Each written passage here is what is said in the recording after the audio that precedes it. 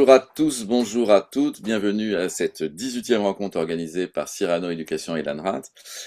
Je vous rappelle que le principe de ces rencontres est de permettre de dialoguer donc avec un metteur en scène autour d'un spectacle dont la captation est accessible, et en particulier pour des enseignants et des élèves qui ne sont pas forcément à proximité immédiate de lieux de diffusion.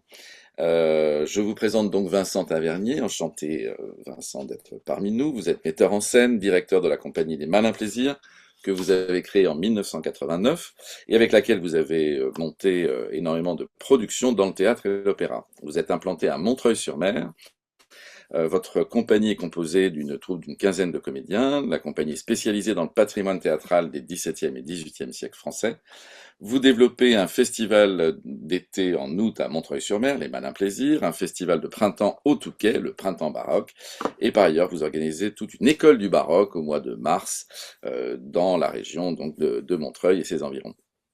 En tant que metteur en scène, vous avez monté de nombreuses comédies et comédies de Molière, dont évidemment le spectacle qui nous occupe aujourd'hui, Les Faubourgs Escapins, mais aussi Le Médecin malgré lui, dont nous reparlerons bientôt, Le Misanthrope, etc.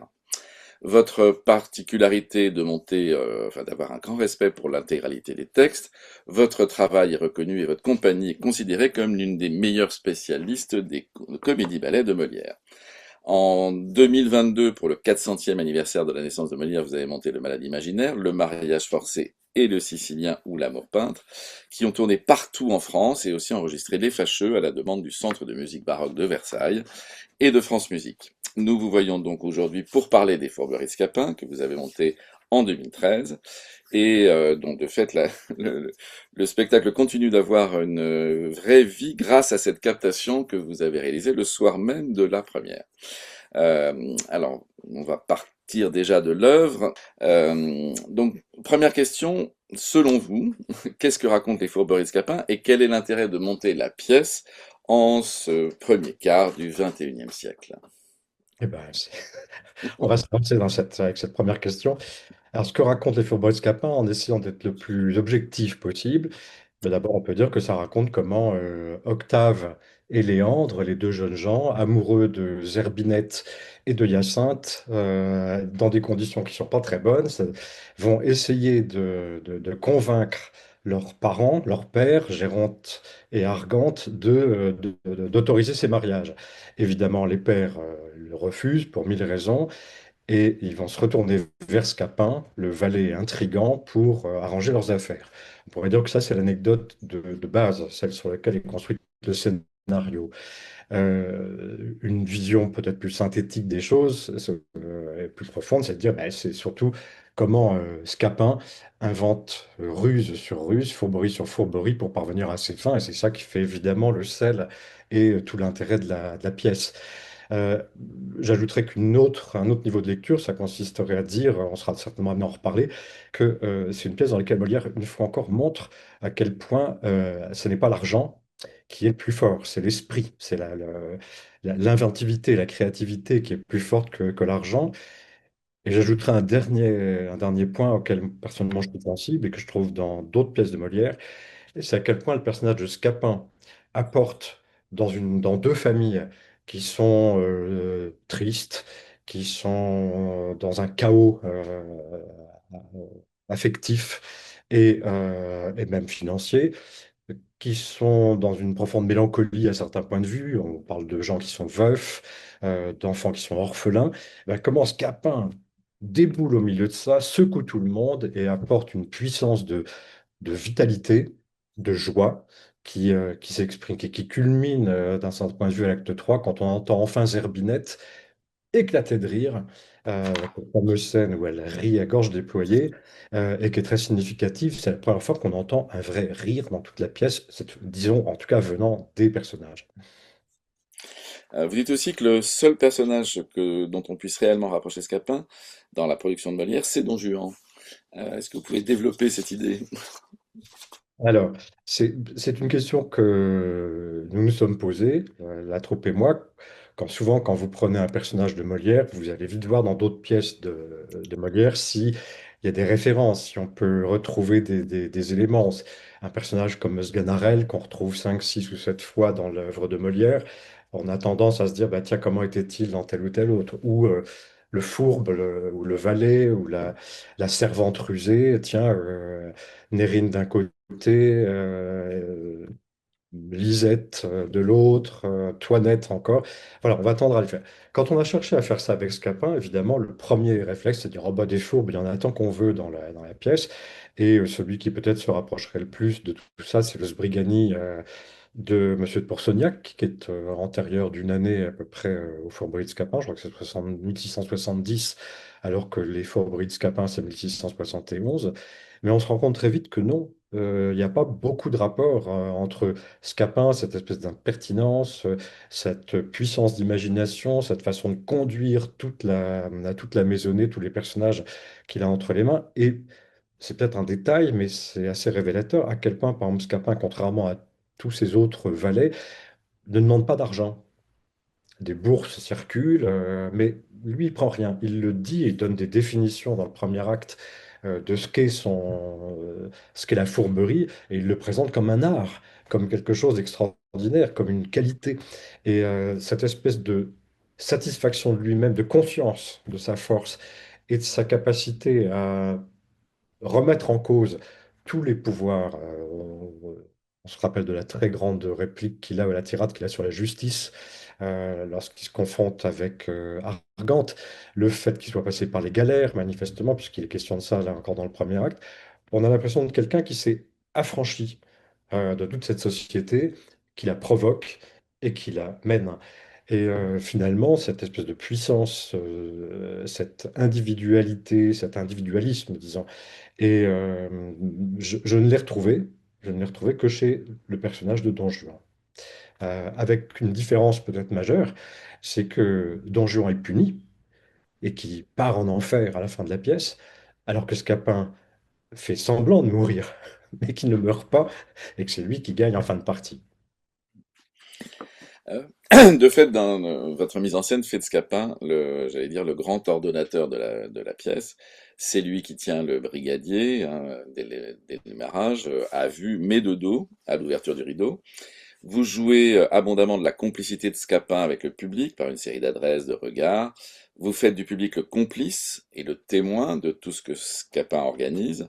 Avec d'ailleurs un moment très précis, le rôle de témoin est appuyé par le regard de Léandre vers le public quand Scapin, à la scène 8 de l'acte 2, lui demande «Vous me le promettez devant témoin?» Donc pourquoi ce choix de faire de Scapin véritablement l'ordonnateur de la pièce? Alors d'abord, sur le regard du témoin dont vous évoquez, ça n'est pas l'objectif. C'est-à-dire qu'en fait, si vous regardez bien la vidéo, en fait, Léandre cherche du regard où il pourrait trouver le témoin.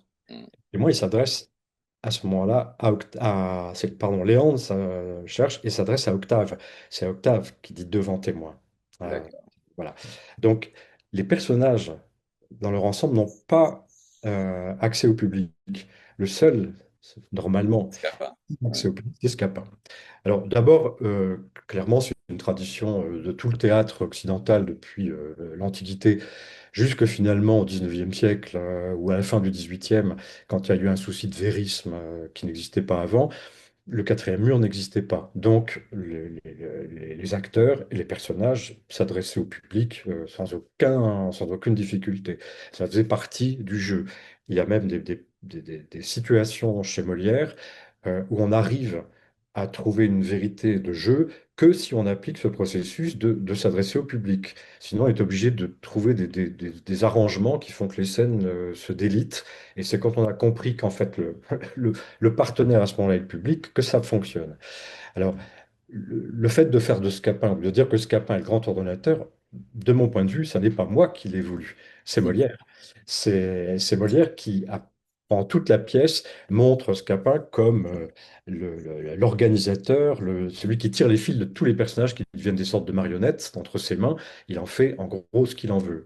Que ce soit les vieillards, comme les jeunes, comme les hommes, comme les jeunes filles, il les manipule. Et il les manipule avec brio. Euh, Et on le voit aussi, il y a toute une série de scènes dans lesquelles il est présenté comme un metteur en scène, où il a même un professeur de théâtre, un directeur d'acteur, puisque avec Octave dans l'acte 1, avec Sylvestre aussi, il les met en jeu, il leur apprend, il leur dit même comment se maquiller, c'est à Sylvestre, pour se passer en matamor. Lui-même est un auteur dramatique jusqu'à un certain point, il invente les situations, il invente les jeux, donc il y a vraiment cet aspect-là théâtral qui est souligné, mais, tant qu'on le veut, par Molière. Donc, nous l'avons poussé à son extrémité, ce qui fait que du début jusqu'à la fin, Scapin est présenté comme celui qui regarde et celui qui peut prendre une distance par rapport au personnage. Quand vous dites qu'au début, il est de dos, quand le rideau s'ouvre, il est de dos, il a le bâton à la main, si on regarde bien, non seulement il a le bâton à la main, mais il a le sac sur le dos. Dans ce sac ridicule dont Scapin s'enveloppe, je ne reconnais pas l'auteur du Misanthrope, les fameux deux vers de Boileau. Nous l'avons pris au premier degré. Il semblerait d'ailleurs que ce soit historique, c'est-à-dire que Scapin s'enveloppait dans son sac, qui lui servait de manteau. Donc on l'a pris au début. Quand on le regarde de dos, il a le manteau, il a le sac en cape et le brigadier, qui est le bâton, le même bâton dont il va se servir un peu plus tard pour bastonner Géronte et le même sac et le même bâton qu'il utilisera à la fin, quand il se fera passer pour mort et qui revient tout boitant et tout malheureux. C'est-à-dire d'essayer de montrer qu'en permanence, il y a cette existence de Scapin, metteur en scène ou maître de jeu ou acteur, et, euh, et que ce sera son regard à lui qu'on verra à plusieurs reprises. Il y a une scène que j'ai trouvée intéressante d'en renverser la perspective, c'est dans l'acte 1 au moment où Scapin demande à Octave de se fortifier, de montrer comment est-ce qu'il pourra tenir le choc et se montrer solide face au premier rendez-vous avec son père Argante. Alors c'est vrai que la plupart du temps, on voit Octave de face Ouais. et on voit Scapin lui demander des choses. Et c'est très drôle parce que Octave, évidemment, fait toutes les grimaces possibles qui ne sont pas très convaincantes. Et là, on a fait un pari avec les comédiens, c'est-à-dire de renverser la situation. Octave est de dos et la demande à Olivier Béraud, le comédien, c'était avec ton dos, de dos, peux-tu exprimer toute une série de choses qui seront peut-être plus originales que ce qu'on voit toujours de face et laisser deviner au public ce que tu exprimes par le regard de Scapin, Scapin. qui est là en position vraiment de professeur de théâtre assis face à un élève et demandant, voyons, fais ceci, fais cela. Question sur la scénographie. Donc c'est Claire Niquet, il me semble, qui a signé la scénographie. Comment vous les avez conçu cette scénographie et pourquoi ces choix? Alors, il y a déjà la scénographie est la conséquence d'une approche de la pièce, d'une façon de ressentir la pièce. C'est vrai que souvent on la voit, pas toujours, hein, mais on la voit sur un mode commedia dell'arte, par exemple, euh, peut-être encombrer toute une série d'accessoires, de détails. Le sentiment que j'ai en lisant Les Fourbeaux de Scapin, c'est le contraire. C'est que c'est une épure. C'est vraiment que Molière est allé à l'essence de ce que pouvait être une pièce de théâtre et que justement il fallait dépouiller et pas encombrer la scène avec une foule d'éléments. Mais qu'il fallait quand même des éléments dynamiques pour que le jeu puisse se créer.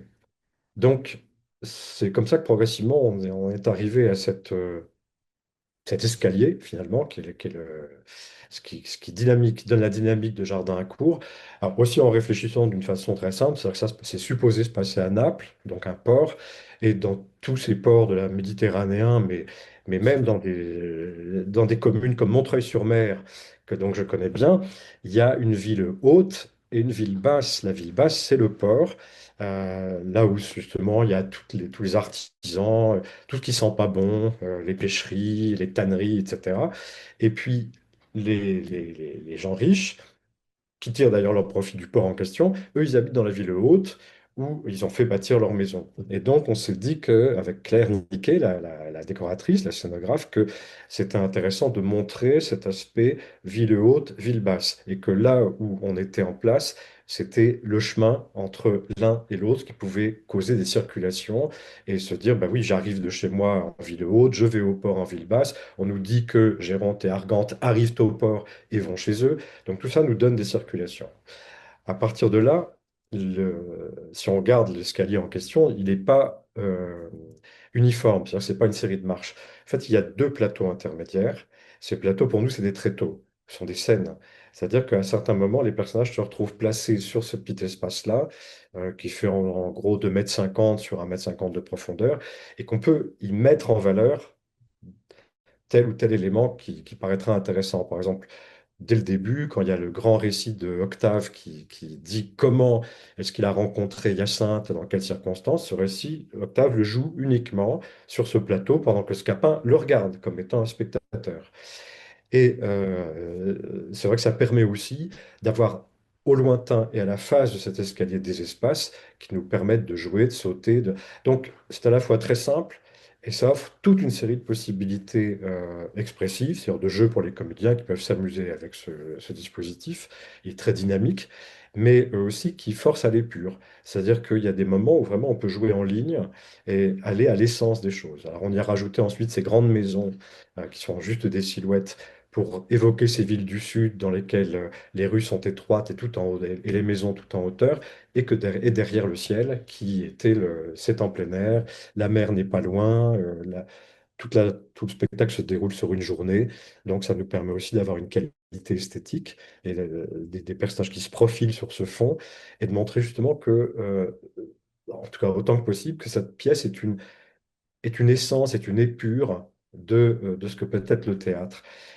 Je ne suis pas du tout d'accord avec des versions de Commedia dell'arte de Scapin. Ça n'engage que moi, mais je suis assez ferme sur cette position. Ce qui, justement, est la grande qualité des Fourberies de Scapin, c'est que Molière, qui a fait beaucoup de recherches en ce sens-là, arrive à une. Il est en 1671, donc il est au sommet de son art, de sa puissance créatrice. Il arrive à faire un parfait équilibre entre le style français et le style italien. Le style français, c'est essentiellement le langage, les répliques qui ont un impact et du sens. Par exemple, c'est la grande scène de la justice à l'acte 2, dans lequel Scapin déploie des arguments. Elle est très longue, cette scène, puisqu'elle inclut en plus la scène du Spadassin et la suite du Spadassin. Donc à elle seule, elle fait 20 minutes. Enfin, cette séquence fait 20 minutes. Et c'est essentiellement un jeu de langage, donc très français dans son principe. Il n'y a pas tellement de lazzi dans la dispute entre Argante et Scapin. Le lazzi, il arrive, le style italien, il arrive après, quand Sylvestre se fait passer pour un spadassin, et que là, on a droit à tout un jeu, au contraire, extrêmement mobile. Il y a aussi des éléments très français, qui sont, par exemple, cette scène du début de l'acte 1, je crois que c'est la scène 3, dans lequel Hyacinthe, la jeune amoureuse, vient retrouver Octave, et qu'on a un dialogue extrêmement délicat, que j'ai vu plusieurs fois jouer de façon ridicule. C'est-à-dire, on se moque, on dit, ah, c'est gnangnan, c'est à l'eau de rose, ces amoureux sont ridicules. Non, non. C'est typiquement du style français dans lequel il y a un style galant. Et c'est la même chose qu'on retrouvera au début de l'acte 3. Cette scène 1 de l'acte 3, qui est un très joli moment de repos entre deux moments d'action colossaux, moment probablement techniquement nécessaire pour l'interprète pour calmer le jeu entre les grandes scènes de l'acte 2, quand culminé avec la galère, et puis ce que tout le monde attend, c'est la scène du sac, qui est un moment physiquement et de concentration extrêmement complexe pour le comédien, ou les deux comédiens d'ailleurs, parce que Jérôme dans le sac a une partie qui n'est pas du tout évidente à tenir. Ben, cette scène-là, outre son aspect pratique, elle va dans le sens justement de redonner un sens, enfin de redonner une part de douceur, de délicatesse. On parlait de galanterie à l'époque, et elle trouve parfaitement sa place là.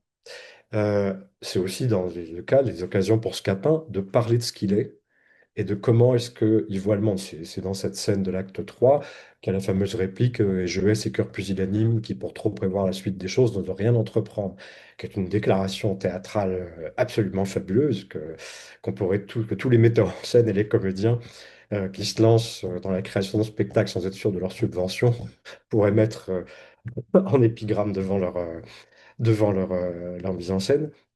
Donc, je pense que c'est pour ça que le style comédia dell'arte se prête mal à ça. Si on est aussi d'ailleurs parfaitement cohérent, il faudrait masquer, puisque par principe, à part les amoureux, les vieillards et les valets sont masqués. Or, jouer masqué les faubourgs de Scapin pose des problèmes colossaux parce qu'on n'a plus du tout l'expression, le jeu, tout le côté visuel est très précis que des Scapins, des Sylvestres, des Gérontes et des Argantes doivent pouvoir déployer. Donc, je pense que, d'une part, c'est une pièce extrêmement construite.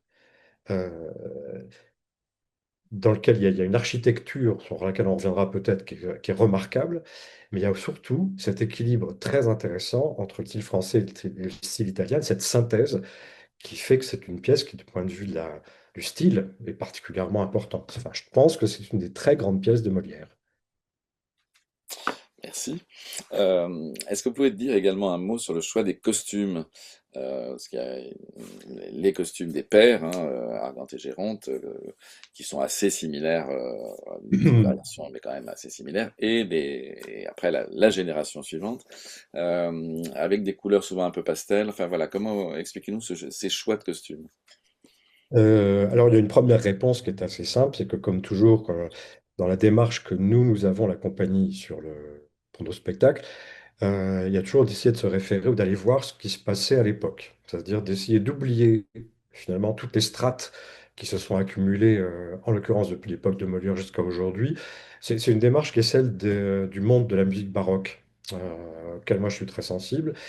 C'est-à-dire, à un moment donné, on oublie toute l'accumulation des traditions qui sont souvent, quelquefois en tout cas, pas très fondées, et on revient aux matériaux. On revient au texte, que ce texte soit un vrai texte ou une partition, et on essaie aussi de voir le contexte. Est-ce qu'on a des éléments visuels qui nous permettent de se dire, tiens, comment c'était fait? Est-ce qu'on a des témoignages de l'époque qui nous disent comment était tel décor ou telle chose? En l'occurrence, il y a un tableau hyper célèbre qui est celui du début des années 1660, qui s'appelle, je crois, Les farceurs français et l'italien, les plus illustres, et dans lequel on voit toute une série des personnages italiens et français. On voit d'ailleurs Molière. Et si vous regardez la manière dont les pères sont habillés, ben finalement, ils ont ce type de costume assez simple, qui n'a rien à voir avec les costumes qu'on portait au XVIIe.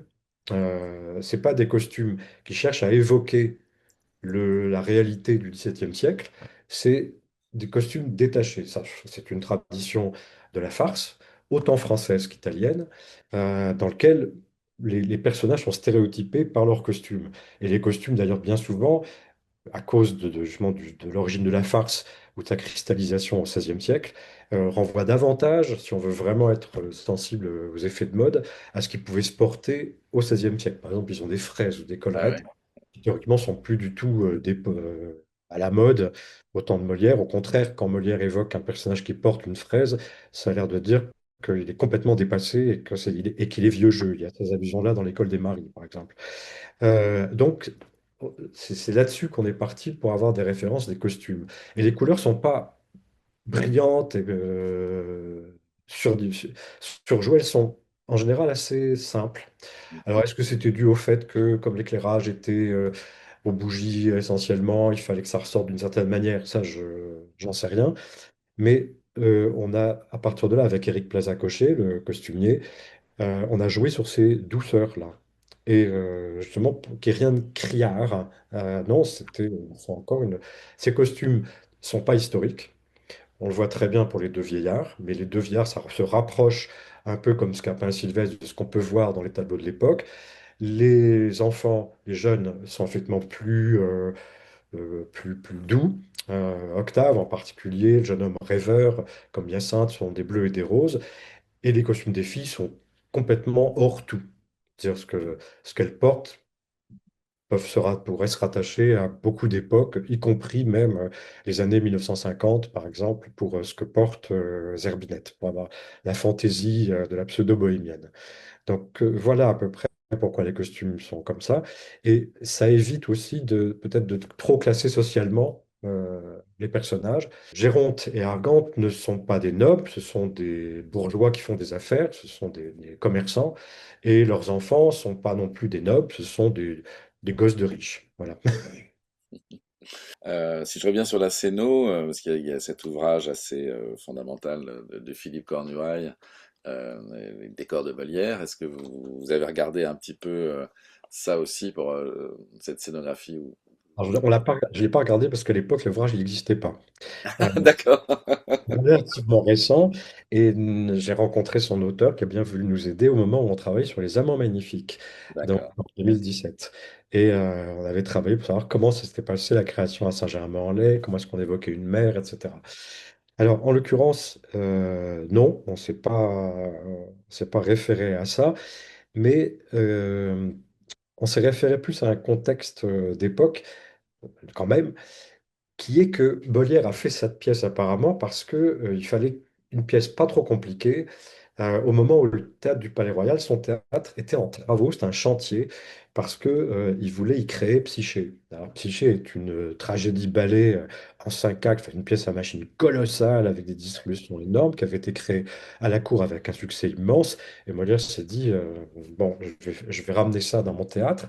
Ça a effectivement été un succès immense dans son théâtre, mais ça voulait dire qu'il fallait tout refaire, y compris la machinerie, etc. Donc, pour pouvoir jouer pendant cette période-là, il lui fallait probablement une pièce où il n'y ait pas de musique, pas de, ou très peu. On pense qu'entre les entr'actes, il y avait toujours un petit peu de musique qui était jouée entre chaque acte. Mais on allait au minimum. Ça a été joué au début d'ailleurs, quand Molière l'a créé, sauf erreur de ma part, il a joué en première ou deuxième partie Le Sicilien ou l'Amour peintre, qui est une comédie-ballet. Donc il a quand même joué ça, mais c'est une toute petite, c'est la plus petite des comédies-ballets de Molière, c'est qui demande le moins de monde et le moins de danseurs, et le moins de comédiens d'ailleurs. Donc on peut penser qu'il a fait quelque chose de relativement très simple, qu'il n'a pas créé un décor nouveau pour la circonstance, qu'il a dû avoir comme d'habitude, recours au décor de ville, la place publique telle qu'elle existe, très simple, et que c'est probablement ça. Donc, on ne s'est pas inspiré de ça, C'est ça. de place publique, pour le faire, mais on s'est inspiré de la simplicité du principe. Alors, on va partir maintenant sur la question des choix de distribution et la direction d'acteurs. Déjà, le choix de Scapin. Euh, Scapin il n'est pas toujours joué par un comédien jeune, parfois même pas jeune du tout. Vous avez choisi un comédien plutôt jeune, pourquoi? Alors, c'est d'abord une histoire de compagnie. C'est-à-dire que quand je distribue une pièce, je pars pas du principe que j'ai choisi une pièce et que je vais trouver les comédiens.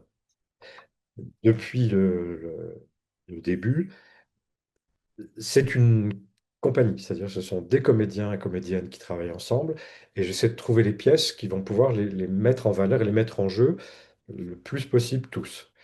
Il se trouve qu'au moment où des Fourberies de Scapin, donc en 2012, un an avant la création, on commençait à avoir toute une équipe qui était vraiment très solide, qui a été composée au moment où on a créé Monsieur de Pourceaugnac en 2011, comédie ballet.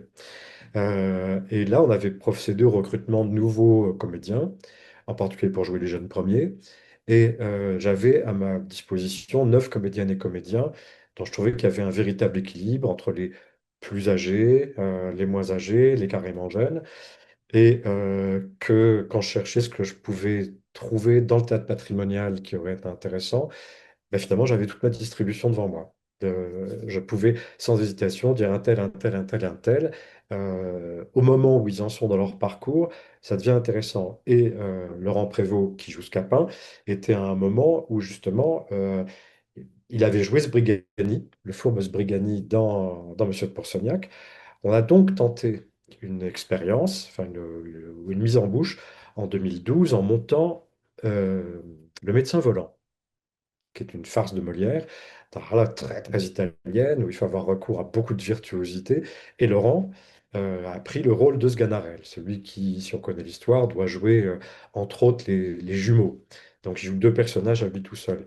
C'est servi d'entraînement et de voir si on serait capable de tenir la distance là-dessus. Et donc, toute la troupe s'étant révélée, me semblait-il, capable de jouer, nous sommes passés au Faubourg de Scapin. Donc, vous voyez, c'est un chemin qui amène ce personnage-là.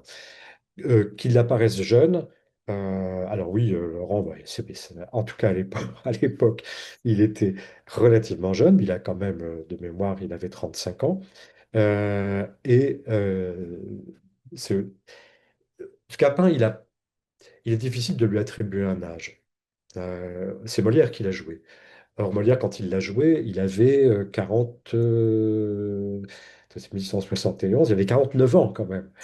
C'est ça. Entre parenthèses, ça peut expliquer en partie pourquoi la pièce n'a pas si bien marché que ça au début. C'est-à-dire que je pense que Molière, relativement âgé, déjà fatigué, prenant en charge ce rôle démesuré de Scapin, a peut-être pas eu toute la virtuosité ou le souffle pour tenir cette distance. Donc ça pourrait aussi, là où on attendait le Molière, la star brillantissime attendue par tout le monde, peut-être qu'il a pu ne pas être à la hauteur de son rêve de revenir au Mascaride, l'étourdi. Peut-être que c'est une nostalgie d'une époque de jeunesse qu'il n'a pas pu porter jusqu'au bout, mais il avait donc 49 ans quand il a joué. Alors, est-ce que toute proportion gardée, ça me fait penser au misanthrope à Alceste. Il est très difficile de dire quel âge a Alceste. Est-ce que c'est un homme de 20 ans, de 30 ans, de 50 ans? Scapin, pour moi, c'est un petit peu pareil. C'est d'abord une puissance, donc un esprit et une présence. Donc c'est comme ça que Laurent s'est retrouvé à porter le personnage et son âge était moins en cause que sa capacité à porter le rôle. Je reviens sur cette notion de troupe quand même, parce que c'est un peu aussi ce qui caractérise votre compagnie, c'est la fidélité avec un ensemble de comédiens qui fonctionne de fait comme une troupe dans la longue durée. Il y a quand même ce souci-là pour vous d'avoir cette continuité avec vos comédiens. Oui, certainement pour des raisons humaines, c'est-à-dire qu'il y a une entente, une complicité qui existe, qui fait que ça fonctionne, mais il y a aussi une question alors à la fois de travail, c'est-à-dire qu'il y a une rapidité, une possibilité d'entrer à la première répétition d'emblée dans un travail, là où quand vous avez recours à des comédiens nouveaux qui ne se connaissent pas entre eux, vous ne connaissez pas personnellement un mode de travail, il y a tout un temps d'adaptation pour trouver la cohésion entre toute l'équipe. Et puis aussi, je suis très sensible au fait que malgré tout ce théâtre du XVIIe, XVIIIe siècle, on ne monte pas que ce théâtre-là, mais très majoritairement quand même, c'est là-dessus qu'on travaille. C'est une façon de s'exprimer, c'est un langage, c'est une connaissance d'un style, d'une époque malgré tout, de mise en rapport de type de jeu qui permet de se dire oui, nous jouons les Faubourgs de Scapin, mais on sait que avant on a joué Monsieur de Pourceaugnac, qui c'était un an avant, donc comment est-ce qu'ils sont passés de l'un à l'autre? Tout ça, c'est quelque chose que dont les comédiens peuvent se saisir pour enrichir le jeu et les pratiques et renouveler aussi ce qu'ils font. Et puis il y a aussi un côté que je trouve très passionnant, alors cette fois-ci peut-être comme metteur en scène ou chef de troupe, c'est de voir comment les comédiennes et les comédiens grandissent, évoluent, mûrissent. Comment Marie Loisel, qui fait Zerbinette, euh, jouait la jeune première forte de Monsieur de Pourceaugnac. Comment est-ce qu'elle joue Zerbinette dans Les Fourbettes de Scapin et comment aujourd'hui, comment la semaine dernière, elle jouait Célimène au Théâtre Montansier à Versailles. Et alors que Laurent, qui fait Scapin, jouait Alceste. Mais je pense qu'on n'aurait jamais pu faire ça en 2013. On n'était pas prêt pour le faire. Tandis qu'en 2024, puisque la pièce a été écrite en 24, là, il me semblait on avait avancé dans une maturation, une accumulation de savoir et de connaissances, une expérience qui nous permettait d'avoir ce côté très gonflé, de dire, bon, ben, tentons le misanthrope, qui est quand même un Himalaya dans l'œuvre de Molière. Euh, il y a des questions aussi qui ont été envoyées par Sébastien Bonmarchand, très très précises sur, par exemple, est-ce que la chute de Sylvestre pour rattraper Octave qui s'enfuit, est-ce qu'elle était volontaire ou accidentelle lors du spectacle? Elle est volontaire. Alors, oui et non, c'est-à-dire qu'en répétition, elle s'est trouvée par hasard. D'accord. À un moment, Benoît est tombé, Benoît d'Allongeville, qui fait Sylvestre, est tombé. Et on lui a demandé s'il avait fait exprès, et de mémoire, il m'a dit oui. Et on a dit qu'on conserverait. Donc, tant mieux si ça donne l'impression que c'est un hasard. Mais non, dans ce que on peut voir sur la vidéo, même si c'est de façon assez étonnante, la création, sur ce qu'on voit à la vidéo, c'est la première représentation que nous avons donnée au Touquet dans le cadre du Printemps baroque. Euh, Tout est très chorégraphié. Tout est très très précis. Euh, on l'a joué après des dizaines de fois ensuite. Et la pièce s'est un peu raccourcie. Donc elle a gagné en rythme, mais pas en changement de choses. Quand vous voyez par exemple la descente, pour prendre la première scène, où on voit Octave et Sylvestre qui descendent marche à marche, c'est précisément là où ils doivent être sur chaque marche, et ils se retournent au moment où ils doivent se retourner. Il n'y a pas de...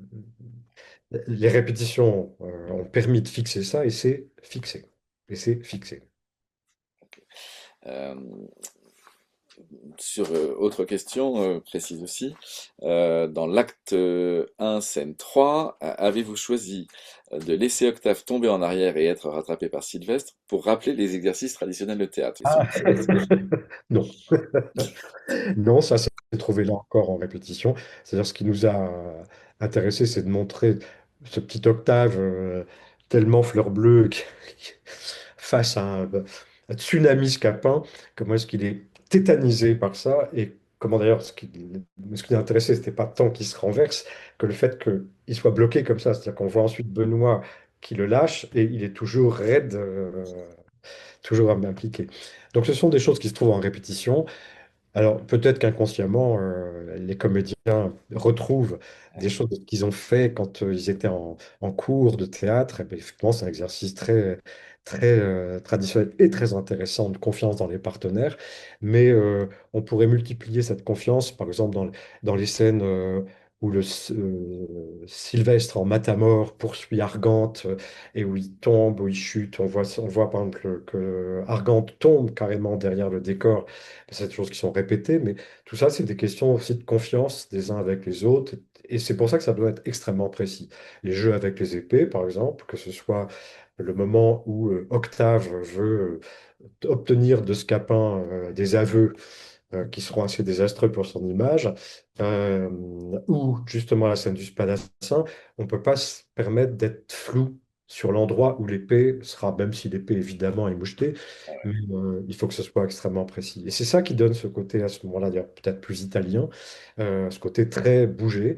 Mais on sait que dans la Commedia dell'arte, alors on vante toujours les qualités d'improvisation de la Commedia dell'arte, mais on sait que les Lazzi étaient excessivement précis et répétés.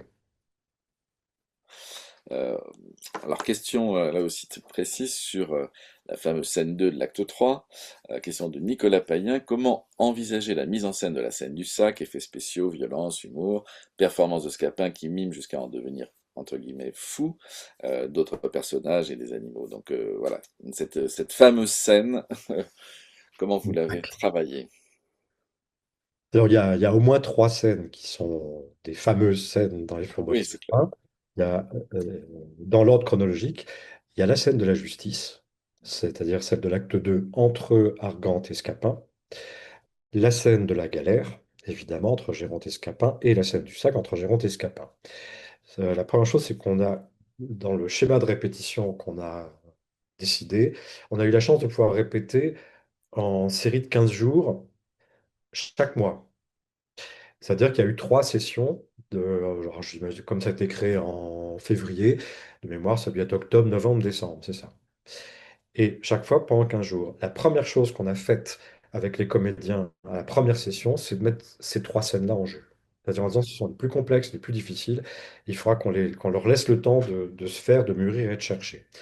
Alors dans la scène du sac, ce qui est vrai, c'est que nous sommes partis du principe que il fallait pas chercher midi à 14 heures, il fallait vraiment jouer le jeu et se dire, il y a un vrai sac dans lequel on met vraiment Géronte, il y a un bâton, le bâton étant évidemment truqué, étant en mousse, et sous la baie de Géronte, il y a des protections, c'est-à-dire qu'il a des plaques sur les omoplates et sur les reins, de telle sorte qu'éventuellement on puisse taper joyeusement dessus, enfin jusqu'à un certain point. Euh, et à partir de là, que tout devait se concentrer là-dessus. Comment est-ce que Scapin allait faire les choses? Alors, une première remarque qui a été posée, c'est que Géronte étant dans son sac, il ne voit pas ce que fait Scapin. Il fait qu'entendre. Donc, les, tout début des répétitions, euh, Scapin faisait les personnages, tous. On s'est dit, mais non, il n'a pas besoin de faire ça. Et on voit que dans les premiers moments, il est même assis et il joue pas au matamor ou il joue pas au spadassin ou au soldat. Il est assis, il enlève ses chaussures ou il les remet, il prépare son bâton tout en faisant les voix. C'était une des choses que je trouvais intéressante en tant que telle. Et puis, surtout, ce qui nous a guidés, et on s'était mis d'accord avec Laurent Prévost dès le départ, c'est que qu'est-ce qui fait que Scapin éprouve le besoin de faire trois fois ce jeu?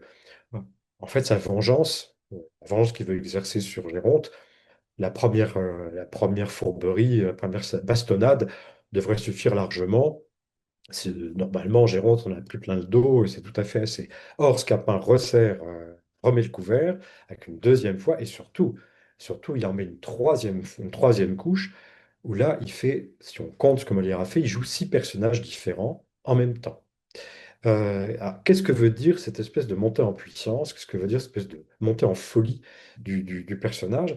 Et précisément, c'est que on arrive à ce dont je parlais tout à l'heure avec le personnage de Scapin, c'est cette forme de gratuité, de plaisir pur du jeu. Au début, c'est utilitaire, on y va, on se venge. Et puis, comme ça fait plaisir à Scapin, ben, il en refait un deuxième. Le pauvre Géronte, il en prend plein le dos, ça, c'est pas un problème. Et surtout, il s'enivre de sa puissance, de sa force, de sa capacité d'être non pas deux, mais trois, mais quatre, mais cinq, mais six personnages. Et il se laisse porter par ça, mais il se laisse porter par ça au point qu'il en perd le sens des réalités. Alors nous, on a fait en sorte que Scapin d'ailleurs monte dans l'escalier à la fin. Il s'élève, c'est comme une apothéose, comme s'il allait décoller, sauf que là, il oublie de voir ce qui se passe en bas. Et que cette fois-ci, c'est Géronte qui est en position de spectateur par rapport à cet escalier théâtre. Et tout d'un coup, bah, il se rend compte que Géronte avait sorti la tête du sac et qu'il voyait les choses. Mais la scène a été très longue à répéter, très longue à cause de la précision, à cause justement de l'invention que Laurent devait donner. Et surtout, on s'est dit, il n'y aura pas d'accessoires, il n'y aura pas de scories. Il y aura un sac, un bâton et deux personnages. Et ça a permis aussi à Pierre-Guy Cluzot, qui joue Géronte, d'imaginer ce que lui pouvait jouer alors qu'on ne le voit pas. Et si on regarde la vidéo, il a une partition, et très très précise lui aussi, où on voit le sac bouger tout seul, on voit le sac tomber, on voit le sac faire toute une série de petits jeux qui lui donnent une existence et que rend possible justement le fait de se dire, je suis dans le sac, qu'est-ce que je peux faire? Je parlais tout à l'heure de Octave, tu es de dos, comment joues-tu de dos? En fait, de la contrainte naît quelque chose de nouveau. Et il y a effectivement une cruauté dans cette scène-là, parce que cette bastonnade, elle est énorme. Alors, ce qui est vrai, c'est que ces bastonnades de farce, tout le monde sait, tout le monde est complice. J'entends toute la salle sait très bien que c'est pas un vrai bâton et que c'est pas que le personnage principal n'endure rien. Mais quand même, il y a une puissance de Scapin. Et ça, je pense, ça fait aussi partie de son génie créateur. On voit très bien que ces grands je pense à Picasso, par exemple. On a parlé de Picasso au moment où on faisait les fourberies de Scapin, en disant voilà des monstres qui ont une puissance de création énorme. Ça n'empêche que dans la vie personnelle, la vie privée, ils sont particulièrement odieux avec leurs femmes, avec leurs enfants, avec leurs à côté, parce que la seule chose qui compte, c'est d'arriver à faire jaillir cette force, cette vitalité. Et Scapin a ce même côté-là. Il y va, et s'il faut massacrer la ville entière à coups de bâton pour arriver au pinacle de ce qu'il veut, ben, il le fera. Le fameux que diable allait-il faire dans cette galère, qui est quand même un passage évidemment plus que célèbre. Comment vous l'avez abordé pour mettre en valeur cette fameuse réplique que tout le monde attend et que tout le monde connaît? Le problème, du moins l'abord, est le même que pour les autres scènes de Faubery de Scapin, quelle qu'elle soit. C'est-à-dire se dire, c'est pas gagné d'avance. Euh, j'ai vu des représentations dans lesquelles on a l'impression que tout ça, paf, le vieillard est un imbécile ou les jeunes gens sont des crétins, et à partir de là, Scapin, paf, paf, paf. Non, non, non, il y a un vrai. On voulait garder un vrai enjeu. Qu'on se dise, est-ce qu'on voit vraiment comment Scapin est un maître dans l'art de la fourberie? Comment est-ce que les vieillards ne se font pas avoir du premier coup?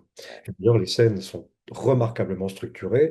Si on fait attention, il y aurait toute une discussion à avoir sur la manière dont les scènes elles-mêmes sont composées par Molière, en général avec un prologue, enfin une entrée en matière, un découpage en trois parties, c'est très rhétorique de l'époque, une coda, et souvent d'ailleurs ce qui est amusant chez Molière, un bonus et un surbonus. C'est-à-dire qu'on pense que la scène a été jouée, puis il rajoute un petit quelque chose, et même il met encore un petit quelque chose davantage. Il y a une générosité dans son théâtre qui est tout à fait formidable. Là, dans la scène du sac, la scène de la galère, pardon, il s'agissait donc que cette fameuse réplique, elle ne vienne pas, tout le monde l'attend. Que diable a-t-il fait dans cette galère? Puis non, on a dit à Pierre Guécuzot, on s'est dit ensemble, il faut que Géronte trouve, mais pourquoi est-ce qu'il dit ça? Et qu'est-ce qui justifie qu'il revienne 7 fois, 8 fois sur cette réplique-là? Donc on s'est assez vite rendu compte qu'en fait, chaque fois qu'il le dit, c'est parce qu'il est à court d'arguments. Scapin l'a démonté, lui a dit que non, c'était pas possible. Alors, il tourne en rond, et comme il n'est pas très malin, il ne sait pas par où y aller. Alors, il finit par dire ce truc qui devient une espèce de gimmick qui ressort, parce qu'en fait, il n'a rien d'autre à dire. Et ce qu'on voulait, c'était nourrir chaque fois cette sortie par une nécessité. Donc effectivement, ça ne devient pas simplement, allez, on remet 100 sous dans la machine et on vous dit ça sur le même ton, mais au contraire, on voulait que le public ait presque envie de le dire en même temps parce qu'il voyait qu'Argante allait le dire, il allait le dire, c'est fatal, et il finissait par le dire. Si on fait bien attention à la vidéo, il y a même un moment où, dans la deuxième partie de la scène, on voit qu'il va le dire et qu'il ne le dit pas. Ok. Et alors, autre moment, c'est le fameux rire de Zerbinette. Là aussi, comment vous l'avez abordé ce... Alors ça, c'est d'abord un problème technique.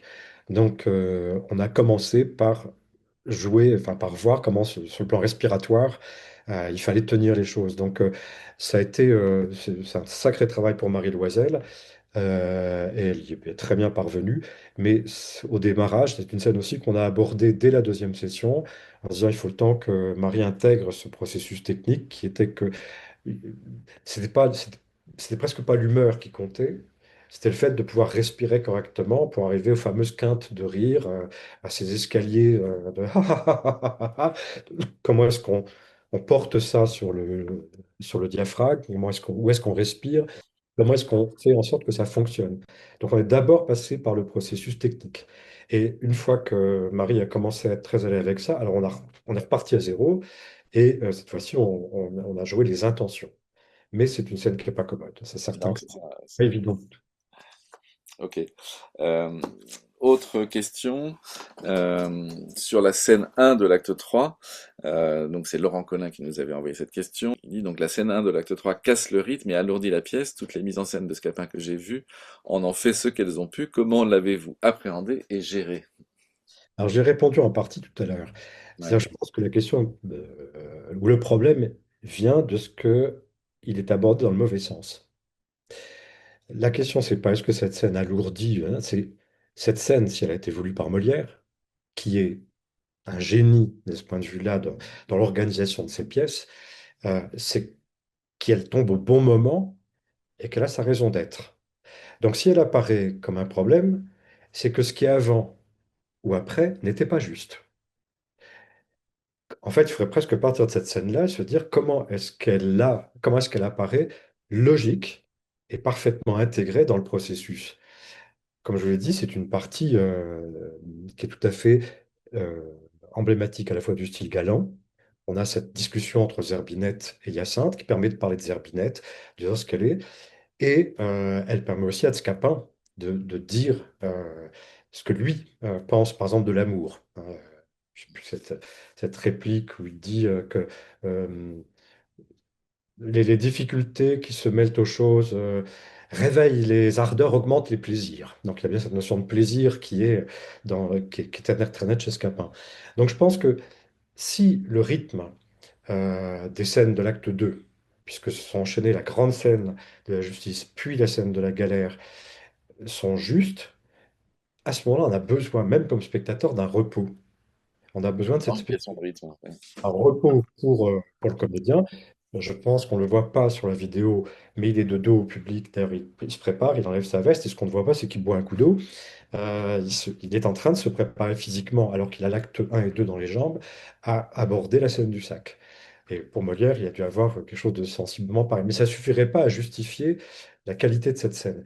Moi, il me semble que justement, elle donne aussi cette espèce de poésie et de grâce qui fait que la Forêt Scapin n'est pas une grosse bourde, n'est pas juste une farce, que c'est C'est une comédie très spéciale, c'est une grande comédie de Molière, bien que ce soit pas Les Femmes savantes, L'école des femmes ou Le Misanthrope, mais c'est une des grandes comédies de Molière, aussi parce qu'il y a ces scènes de délicatesse. Euh, Tout à l'heure, on a évoqué le fait que la pièce n'avait pas vraiment marché à sa création en 1671. Mais comment expliquez-vous qu'elle ait marché quelques années plus tard, à partir de 715 en particulier, après la mort de Molière, et que ça reste aujourd'hui encore un grand succès? Alors, je pense que c'est lié, comme on le disait tout à l'heure, aux circonstances de la création. C'est-à-dire que, d'une Ouais. part, un Molière âgé, un Molière peut-être très préoccupé par tout ce qu'il avait à faire et toute sa troupe aussi, des conditions de jeu qui n'ont pas ébloui le public. Normalement, quand il y avait une pièce nouvelle, comme ça, une création de Molière, bah, ça sortait, d'ailleurs, je crois pas à ces époques-là de l'année, puisque ça c'est en mai, et aussi, pardon, avec un décor nouveau, enfin, avec des éléments visuels. Quand on pense au Médecin malgré lui, qui pourrait se dire, tiens, c'est la même chose, une petite comédie en 3 actes et qui a très bien marché. Dans Le Médecin malgré lui, il y avait 4 changements de décors différents, montrer les lieux divers. Enfin, il y avait un côté plein les yeux et plein les mirettes. Dans Les Forêts d'Escapin, il n'y a rien. Ça se passe au même endroit tout le temps. Donc, il est probable qu'il y a pu avoir une part de déception du public, une part de fragilité de Molière et des conditions, si le théâtre était en travaux, enfin, tout ça. En plus, ça a été associé donc aux Siciliens au départ, qui n'était pas la comédie ballet qui avait le plus enthousiasmé les gens, parce que je pense une comédie galante, très fine, très délicate. C'est pas le bourgeois gentilhomme qui, lui, cartonnait. Donc, tout ça fait que peut-être ça n'a pas pris. Et puis que quand la pièce, après La Mère de Molière, a été reprise par un comédien, je sais pas qui l'a pris, c'est La Tourière, je sais plus, euh, ben peut-être qu'il y avait un interprète, d'une part, qui pouvait tenir cette distance, ou que tout le monde avait pris conscience de la lourdeur du rôle et qu'il fallait s'y préparer comme si on allait jouer Hamlet de Shakespeare, et qu'à partir de là, ça pouvait marcher. Mais il est évident que la pièce finalement se dégage toute seule, elle a besoin de rien avant et rien après, et que moi, elle m'apparaît d'une telle force, d'une telle puissance, qu'on comprend qu'elle soit, je crois, une des pièces de Molière les plus jouées dans le monde. Quelle scène conseillerez-vous aux enseignants pour mettre en jeu les élèves et avec quelle consigne de jeu? Euh, bon, s'il y avait une consigne de jeu, déjà, elle serait intérieure pour quelque chose que ce soit, c'est-à-dire faire en sorte que toujours on croit à ce qui se passe, c'est-à-dire que Scapin fasse vraiment le boulot par rapport à ses adversaires. Euh, et puis, après, les scènes elles-mêmes, et puis être très précis. On parlait de chorégraphie tout à l'heure, je pense que c'est une pièce qui souffre pas l'à peu près ou le flou. C'est intéressant parce que pour les élèves, c'est aussi un travail de rigueur. C'est tel texte, tel mot, à tel moment et à tel rythme. Alors ensuite, évidemment, il y a la scène de la galère, qui est une très belle scène à jouer, mais ce sont des scènes difficiles. Donc, c'est bien dosé.